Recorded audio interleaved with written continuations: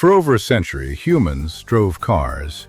But today, the car is learning to drive itself. Companies like Tesla and BYD are turning vehicles into intelligent systems that observe, learn, and decide. Powered by AI, these cars detect danger faster than any human, keeping you safe in critical moments. As we shift to electric, battery breakthroughs are enabling longer ranges and even wireless charging. Performance is reaching new heights, with EVs accelerating faster than supercars.